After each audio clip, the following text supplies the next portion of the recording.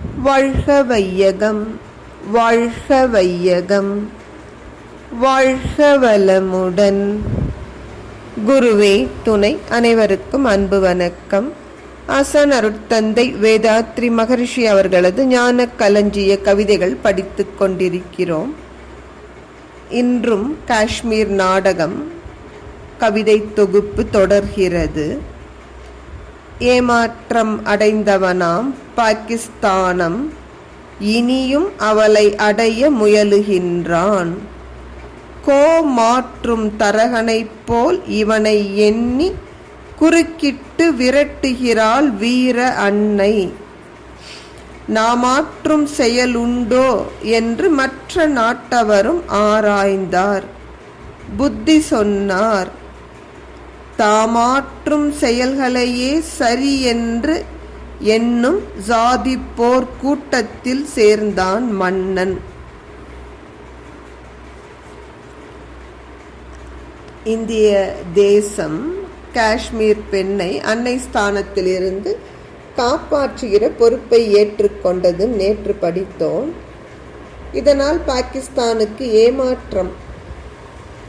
ஆனால் பாகிஸ்தான் விடுவதாக இல்லை. எப்படியும் காஷ்மீரத்தை அடைவதற்கு தொடர்ந்து முயற்சி செய்து கொண்டிருக்கிறது. இந்திய தேசம் அந்த பாகிஸ்தானை எப்படி பார்க்கிறது பாருங்க. என்றால் மாடு. இந்த மாடு விற்கிற சந்தையில் காட்டுற மாடு ஒன்று, ஆனால் நம்ம விலை பேசி வாங்கினதுக்கப்புறம் நோஞ்சானா வேற ஒரு மாட்டை அனுப்பிடுவாங்க.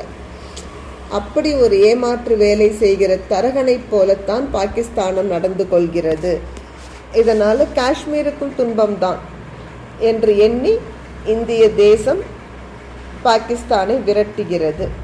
இப்போ பக்கத்தில் இருக்க நாடுகள்லாம் சும்மா இல்லை, அவங்கெல்லாம் கூர்ந்து ஆராய்கிறார்கள்.